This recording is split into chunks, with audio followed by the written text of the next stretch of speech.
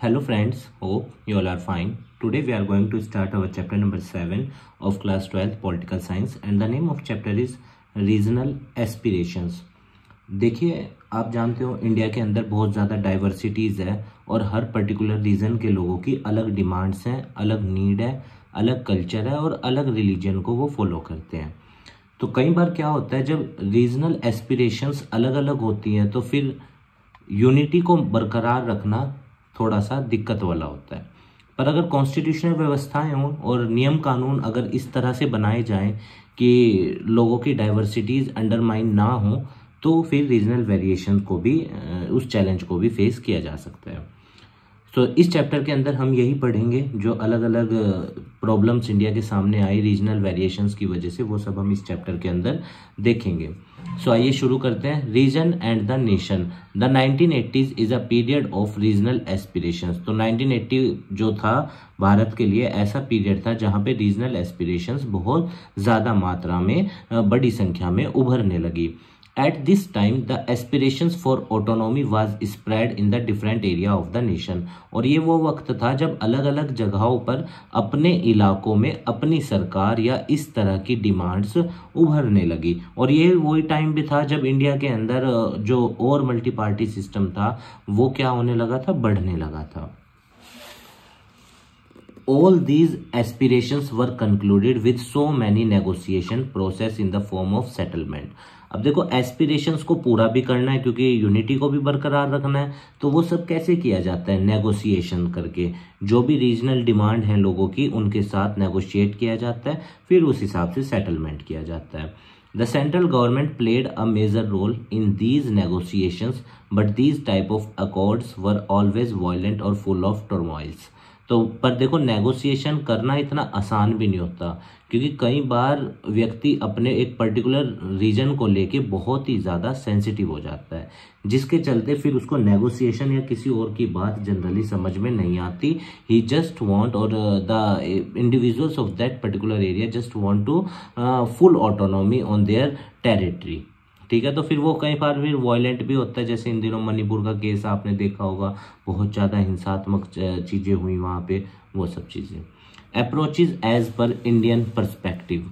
The Indian approach was adopted from Europe से, तो हमने लिया यूरोपियन कल्चर से, पर हमारा जो अप्रोच है वो पूरी तरीके से अलग है।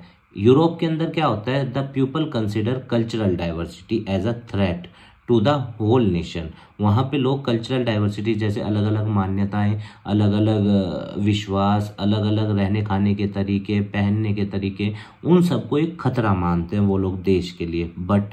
पर हमारे देश में तो ऐसा नहीं है। हमारे देश के अंदर हम सब इतनी अलग डाइवर्सिटीज रखते हैं सोसाइटी के अंदर, फिर भी हम सब क्या हैं, एक है। और कल्चर भले ही अलग हो पर हम उस चीज़ को जोड़ के रखते हैं एज अ यूनिटी से, ब्रदरहुड से, कि भले ही हम सब अलग अलग हैं पर हम सबको एक साथ रहना है और भाईचारे के साथ रहना है।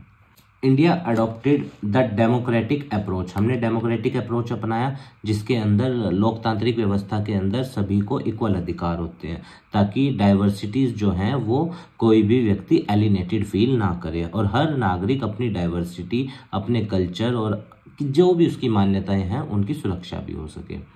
To express their political views, as political views भी हर व्यक्ति के अलग अलग हो सकते हैं।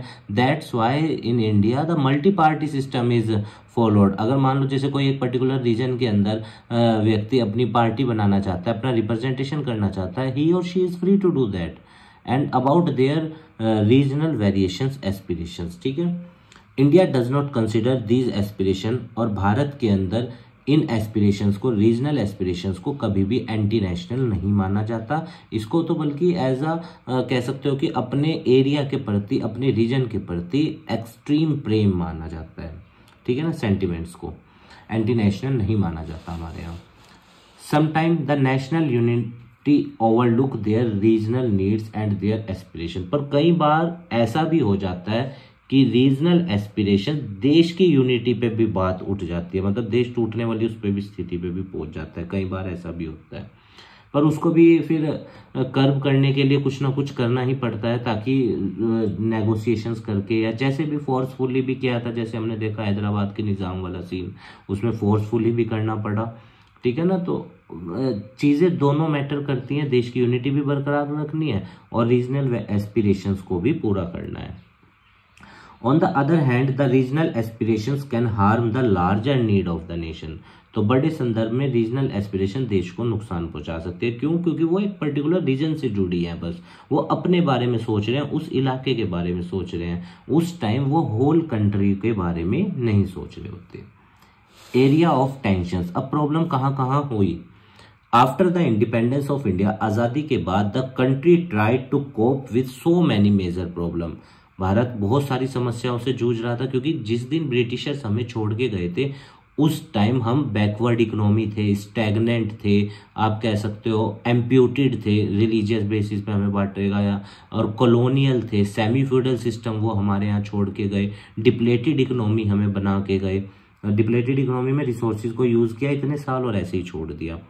तो पार्टीशन का चैलेंज हमारे सामने छोड़ा उन्होंने, माइग्रेशन का चैलेंज, क्योंकि आपको पता है बहुत सारे लोग ईस्ट और वेस्ट पाकिस्तान से इधर आ रहे थे और इधर से उधर जा रहे थे, जिसमें बहुत से लोगों ने अपनी लाइफ्स को भी सेक्रीफाइस किया। The integration process of the present princely state, और रियासतों को एक साथ मिलाना, that is also a bigger challenge, क्योंकि 550 से ज़्यादा रियासतें थी, ठीक है ना। क्योंकि ब्रिटिशर्स ने ऑप्शन दिया था रियासतों को, प्रिंसली स्टेट को, कि अगर तुम इंडिया में मिलना चाहते हो तो इंडिया के साथ रह लो, that's why we are holding together, और अगर तुम अलग होना चाहते हो तो अलग हो जाओ। अब उनको तो खुली छूट दे दिया नहीं इन्होंने, तो ये भी एक प्रॉब्लम छोड़ के गए वो। So many places like Jammu and Kashmir had a political aspiration, उनकी अपनी अलग एस्पिरेशन थी कि वहां पे राजनीतिक चीजें वो सब अलग थी। नॉर्थ ईस्ट में क्या थे, वो अलग सेपरेट ही रहना चाहते थे, ठीक है ना। और साउथ के अंदर द्रविडियन मूवमेंट चला, lifted the idea of separation from the Indian state, उनका अलग रीजनल एस्पिरेशन था, वो भी अलग होना चाहते थे। तो कहने का मतलब क्या है, कहीं ना कहीं रीजनल एस्पिरेशन से एक पर्टिकुलर रीजन तक आइडियोलॉजी सीमित रह जाती है, और जो देश की यूनिटी या बड़े संदर्भ में अगर चीज़ों की बात करें तो फिर वहाँ पे नेशनल यूनिटी क्या होती है, अंडरमाइन हो जाती है। During the time of partition Jammu and Kashmir become a hot cake between India और पाकिस्तान के बीच में मुद्दा है, और आज भी आप जानते हो। अब तो खैर चलो 370 खत्म हो गया वहाँ से, या फिर जो स्पेशल स्टेटस था वो सब खत्म होकर इसको यूटी बना दिया, पर चीज़ें थी, अब तक तो थी ही। Jammu and Kashmir do not have any tendency or wish to join Pakistan, ना तो जम्मू पाकिस्तान के साथ जुड़ना चाहता था, ना ही Kashmir. And Pakistan wanted to capture it, पर पाकिस्तान कब्जा करना चाहता था। पीओके वाला एरिया अभी भी उन्हीं के पास है, पाक ऑक्युपाइड कश्मीर वाला। Similarly in the north east region the people do not want to stay with India, north east में पीपल, क्योंकि उधर से वो चाइना से बहुत इफेक्टिव थे, तो वो भी यहाँ नहीं रहना चाहते थे। First, Nagaland started strong movement for the separation from India, यहाँ पे बहुत बड़ा आंदोलन हुआ कि हमें इंडिया से अलग होना है। फिर बाद में मिजोरम में शुरू हुआ, इसी चीज़ के लिए प्रोटेस्ट हुए कि हमें इंडिया के साथ नहीं रहना।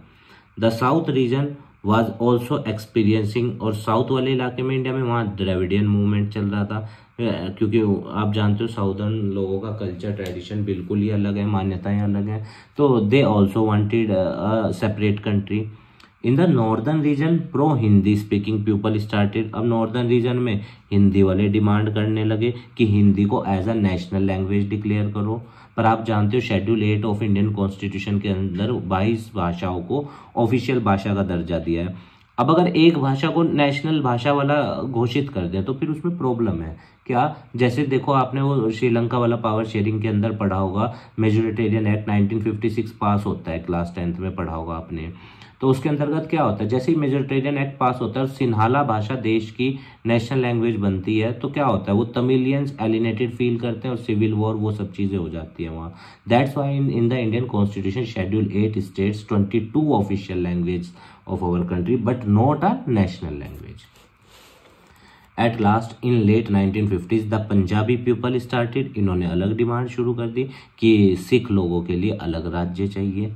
तो रीजनल एस्पिरेशन में क्या होता है, व्यक्ति अपने पर्टिकुलर रीजन, अपने पर्टिकुलर कल्चर से बहुत प्रभावित होता है, फिर वो बस सिर्फ अपने एक पर्टिकुलर रीजन के बारे में सोचता है और किसी चीज़ के बारे में वो नहीं सोचता। This is the map of Jammu and Kashmir, ठीक है, ये पूरा इलाका है, देख लेना।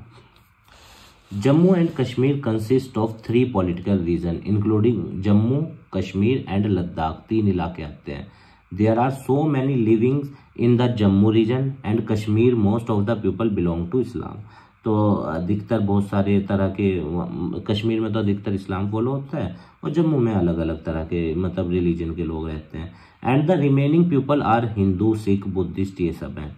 इन Ladakh most of the people, Ladakh के अंदर अधिकतर लोग बौद्ध धर्म को या फिर मुस्लिम रिलीजन चलता है लद्दाख में। During partition Jammu and Kashmir was a princely state. जब पार्टीशन हुआ उस टाइम जम्मू कश्मीर एक रियासत था, प्रिंसली स्टेट था। महाराजा हरि सिंह जी की था ये, ठीक है, वो वहां के राजा थे। The regions aspiration and dispute started in the support of Kashmiriyat. इसके फेवर में डिस्प्यूट अराइज हुआ, रीजनल एस्पिरेशन सामने आई। In 1947 Pakistani tribal infiltrators captured Kashmir and force Maharaja to ask for the help of Indian army. तो पाकिस्तानियों ने इस पे कब्जा कर लिया, पाकिस्तान के एक ट्राइबल लोगों ने। तो इन्फिल्ट्रेटर जो कह सकते हो आप, घुसपैठिए होते हैं, उन सब ने या मिलिट्री ने या जो भी लोग आए थे उस टाइम, तो फिर महाराजा को जब इंडियन आर्मी से हेल्प लेनी पड़ी। Indian army sent back to the Pakistani infiltrators and Maharaja Singh, उन्होंने, इंडियन आर्मी तो आप जानते हो बहुत पावरफुल सब कुछ है, तो हमारी आर्मी ने उनको भगा दिया, यहाँ से हरा दिया। एंड महाराजा ने एक ट्रीटी साइन करी, इंस्ट्रूमेंट ऑफ एसोसिएशन, इसको अंडरलाइन करना और याद भी रखना, इंडियन गवर्नमेंट के साथ। पूछता है इस ट्रीटी का नाम, instrument of association. Sheikh Abdullah जो था वो जम्मू कश्मीर का पहले प्राइम मिनिस्टर बनते हैं। From 1947 Pakistan sponsored so many, आप जानते हो बहुत सारे घुसपैठियों को पाकिस्तान फंडिंग करता है, कश्मीर के अंदर वायलेंस होता था। अब तो जब से चलो यूटी बना है और हमारी आर्मी का ज़्यादा वहाँ पे कंट्रोल है तो ये सब चीज़ें कम हो गई हैं, पर पहले बहुत होती थी। Kashmir become a part of India, Kashmir India का पार्ट बन गया क्योंकि ट्रीटी साइन हो गई थी। It was designated as the union territory of India, और अब इसे यूनियन टेरिटरी भी बना दिया गया है। Article 372 gives Kashmir a special status and autonomy where all provision of the Indian constitution are not applicable. Article 372 के तहत वहाँ पे स्पेशल प्रोविजन था और 370 भी था, आप जानते हो, पर अब उसको ख़त्म कर दिया गया है। और पहले इनको ये था कि जब तक 372 के तहत इसको स्पेशल स्टेटस था तो पूरी तरह कॉन्स्टिट्यूशन वहाँ पे लागू नहीं होता था, और इवन अपना भी उनका कॉन्स्टिट्यूशन था।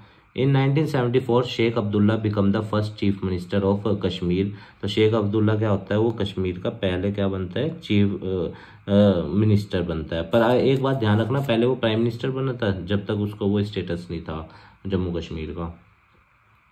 तो इंदिरा गांधी जी के साथ इनका एग्रीमेंट हुआ था तो वो बन जाते हैं। और शेख अब्दुल्ला की डेथ के बाद Farooq Abdullah become the CM of Kashmir, और फिर महबूबा मुफ्ती बनी, और फिर अब तो हमारा राज्यपाल वाला सीन है। The first fair election was conducted, Kashmir के अंदर पहली बार इलेक्शन हुए 2002 में, और पीडीपी पार्टी जीतती है वहाँ पे election. They would made a कोalition government with the Congress के साथ मिलकर ये सरकार बना लेते हैं। ऑन 5 अगस्त 2019 आर्टिकल 370 को कश्मीर से ख़त्म कर दिया गया और जम्मू और कश्मीर को रीऑर्गेनाइजेशन एक्ट 2019 के तहत स्टेट का दर्जा छीनकर इसको मतलब 2 यूनियन टेरिटरीज में कन्वर्ट करा, जम्मू एंड कश्मीर एंड लद्दाख। तो अब देखो ये शांति का दूत है कबूतर, सफ़ेद कबूतर, पर ये शांति जम्मू कश्मीर में देखो इस कबूतर को कितने एरो, मतलब वही पाकिस्तान के साइड से बॉम्बिंग या इन्फ्लिट्रेटर्स या जानबूझकर पत्थरबाजी, वो सब सीन दिखा रखे हैं। नाउ लेट अस सी पंजाब। अब पंजाब का पढ़ते हैं। The Punjab state have experience different social and political changes. After partitions के बाद भी उन्होंने बहुत सारे चेंजेस फेस करने पड़े उन्हें, और बिफोर पार्टीशन भी। Once upon a time the whole state was part of the Sapta Sindhu region का, पूरा स्टेट इसका हिस्सा था। The Sapta Sindhu was a princely state under the British Raj के अंदर ये एक रियासत था और इसका हिस्सा था Punjab. The state was formed on the basis of Punjabi language के बेस पे स्टेट बना था सिख लोगों के लिए 1 नवंबर 1966 में। After the independence the Punjabi people waited for a long time to get their own state. तो आज़ादी के बाद पंजाबी लोगों ने अपना बहुत लंबा इंतज़ार किया अपना एक स्टेट के लिए, क्योंकि आप जानते हो इंडिया में बहुत सारे स्टेट हैं, जैसे तमिलनाडु में तमिल, कर्नाटका में कन्नड़, केरला में मलयालम, या फिर तेलंगाना में तेलुगु, इस तरह से बहुत सारे स्टेट हैं जनरली जहाँ पे लैंग्वेज ज़्यादा प्रिफरेबल है। तो आफ्टर द इंडिपेंडेंस ये हो गया। Their regional aspirations was to have a separate state based on their language which was Punjabi. तो वो ये चाहते थे कि उनका एक अलग स्टेट हो और उस स्टेट के अंदर मेनली पंजाबी भाषा चले। तभी तो आपको देखो पंजाब में जाओ आपको अधिकतर चीज़ें पंजाबी में लिखी हुई दिखाई देंगी। After 1947 Punjabi people demanded to give them a separate state. तो 1947 के बाद पंजाबी लोगों ने अलग स्टेट की मांग करी। The political wing of the Sikh and Punjabi Suba, इन दोनों ने मतलब कि पॉलिटिकल विंग जो सिख्स को रिप्रेजेंट करती थी और पंजाबी सूबा को, इन्होंने डिमांड उठाई। The demand of the Akali Dal challenged the central government and created a strong support base all over the state. और उस इलाके में, उस मतलब कि साफ्ता रीजन वाले इलाके में अकाली दल ने सेंट्रल गवर्नमेंट को चैलेंज किया कि भाई हमें हमारा अलग स्टेट दे दो जहाँ पे हमारी लैंग्वेज को प्रेफरेंस दिया जाए। The Anantapur Sahib resolution on of those measure and advance step that demanded federalism with full Sikh autonomy। और वो ये चाहते थे कि इस राज्य के अंदर मतलब सिखों की सरकार बने और सिखों का पूरा कंट्रोल रहे, मतलब इसमें कोई भी सेंट्रल गवर्नमेंट या एक्सटर्नल इंटरफेरेंस ना हो। After the formation of state of Punjab, जब पंजाब बना, the movement direction change to so many different issues like, फिर और भी मुद्दे आने लगे सामने, water dispute problem, Ravi Beas वाला इशू है ना नदी का, और ऑटोनोमस सिख आइडेंटिटी भी वो चाहते थे।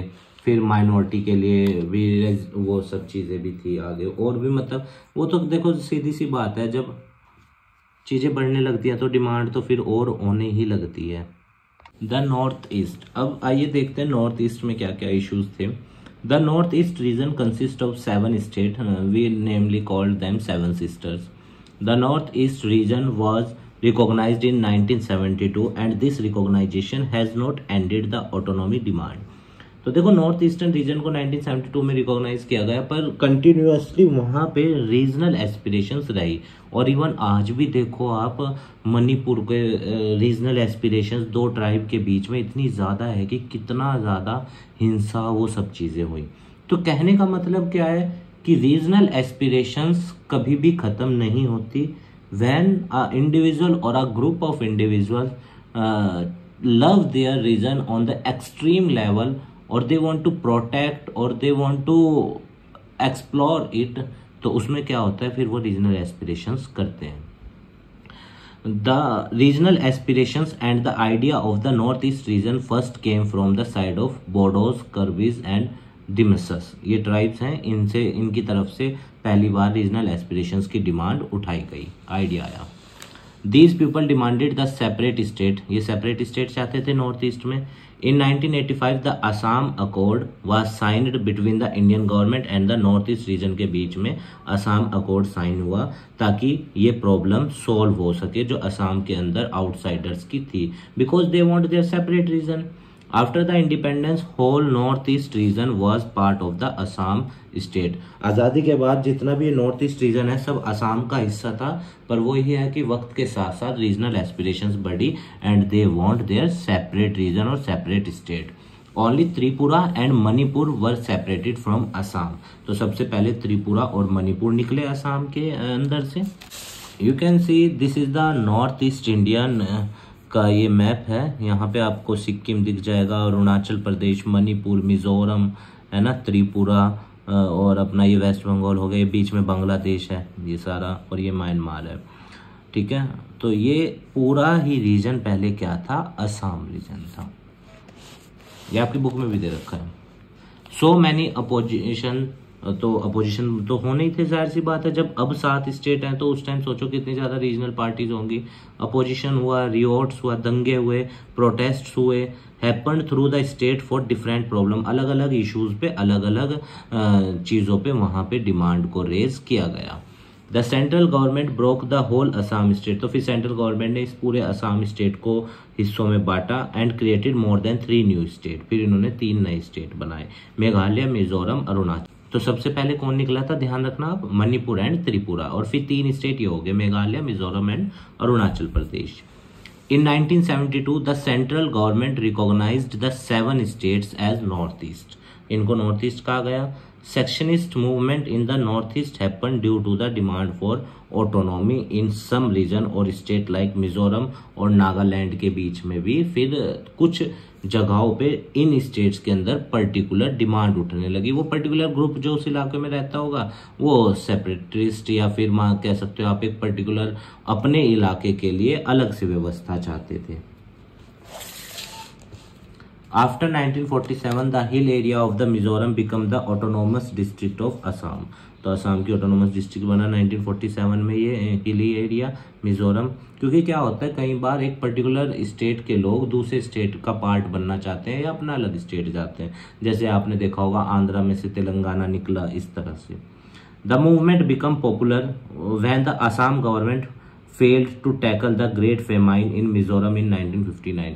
और जब 1959 में मिजोरम के अंदर भुखमरी आई थी और असम गवर्नमेंट फेल हो गई थी उस प्रॉब्लम को टैकल करने के लिए में, तब ये मूवमेंट बहुत ज़्यादा तेजी से चला। This problem increase the anger. अब इस समस्या की वजह से लोगों में गुस्सा आया। The people and they form the Mizo national front. तो उन्होंने अपनी पार्टी बना ली अलग, Mizo national front. Laldenga was their leader, और ये इनके लीडर थे। Mizo national front is experienced in guerrilla tactics. इनको बहुत ज़्यादा एक्सपीरियंस था गोरिल्ला टैक्टिक्स वॉर का। And they got support from Pakistan से भी इन्हें सपोर्ट, वो तो जाहिर सी बात है उसने तो करना ही था क्योंकि उन्हें तो चाहिए ही था ऐसा। और 1971 तक तो ईस्ट पाकिस्तान उधर ही था, ये बांग्लादेश वाला टेरिटरी समझो, ये ईस्ट पाकिस्तान ही था, तो ये सपोर्ट कर रहा था। In 1986, former Prime Minister Rajiv Gandhi and Lal Denga signed the peace agreement। इन्होंने peace agreement साइन किया। In this agreement, Mizoram became a state and Mizo National Front gave up on its secessionist struggle। तो इसके अंदर मिजोरम को एक state का दर्जा दिया गया और जो मिजो नेशनल फ्रंट स्ट्रगल कर रही थी या प्रोटेस्ट कर रही थी वो सब खत्म कर दिए गए, उनको त्याग दिया गया उनके द्वारा। After this piece agreement Mizoram become the most peaceful state in India. और आज मिजोरम इंडिया का बहुत पीसफुल स्टेट है। क्यों? क्योंकि उनको रीजनल एस्पिरेशंस उनकी पूरी होगी, ऑटोनॉमी दे दी, तो फिर अब वो विद्रोह क्यों करेंगे। The same incident happen in Nagaland to.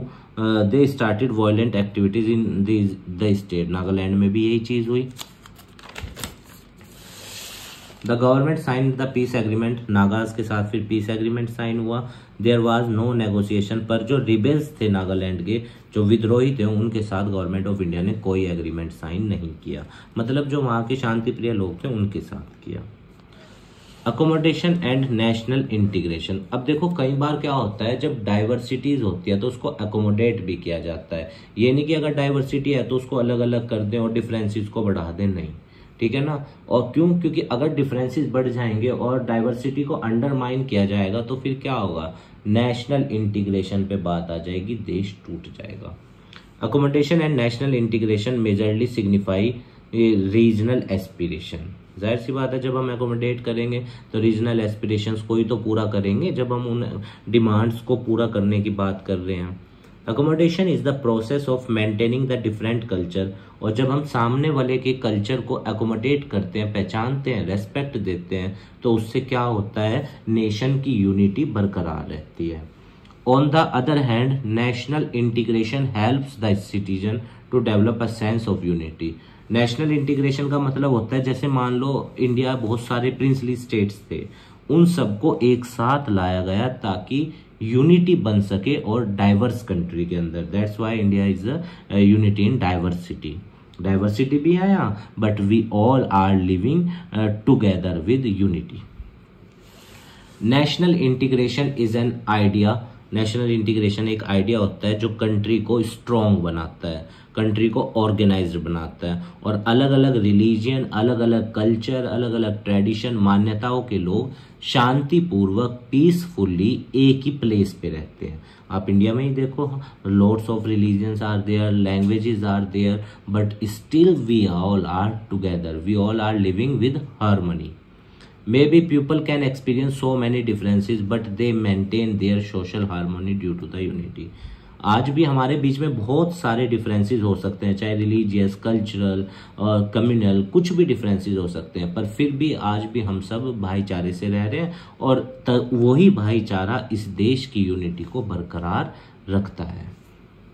And we should proud that we are living in a country which have a rich heritage, culture, tradition and a history। अब एक गोवा लिबरेशन है, ये जरूर पढ़ लेना आप एक बार, इसमें आपको गोवा राज्य के बारे में पता चल जाएगा, ठीक है, बहुत जरूरी है, ये आप जरूर ध्यान रखना, क्योंकि पोर्टुगीज वाला सीन है इसमें, पोर्टुगीज सबसे बाद में गए थे ना, वहां से 1961 के आसपास गए थे, ठीक है, तो ये जरूर देख लेना एक बार आप। मैं इस पर जूम भी कर देता हूँ, ठीक है, आप इसको पढ़ लेना, दैट इज इम्पोर्टेंट, बुक में दे रखा है आपकी है, मेरे को इम्पोर्टेंट लगा इसलिए मैंने इसमें करा है इसको। And these are the questions which you have to try after listening the whole lecture, इनको ज़रूर लिखने की कोशिश करना। और क्योंकि देखो पॉलिटिकल साइंस हो या ह्यूमैनिटीज़ का कोई भी सब्जेक्ट हो, मेन होता है आंसर राइटिंग प्रैक्टिस, ठीक है, तो वो ज़रूरी है, ठीक है, ये आप देख लेना क्वेश्चन।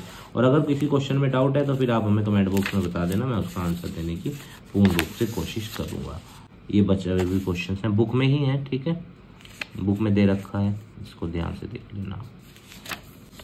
तो दीज आर द क्वेश्चंस। आप स्वस्थ रहिए, खूब लाइफ में आगे बढ़िए, यही हमारी मनोकामना है। इस देश को अच्छा बनाइए, इस समाज को अच्छा बनाइए, अपना अस्तित्व इस समाज में स्थापित कीजिए, बहुत मेहनत कीजिएगा, ठीक है ना, प्राउड फील कराइएगा अपने टीचर्स को, पेरेंट्स को, है ना, और खुद को भी स्टेटस स्थापित कीजिएगा। और अगर आपको इस चैप्टर से रिलेटेड कोई क्वेरी है तो आप हमें कमेंट बॉक्स में बताना, हम उसका आंसर देने की पूर्ण रूप से कोशिश करेंगे।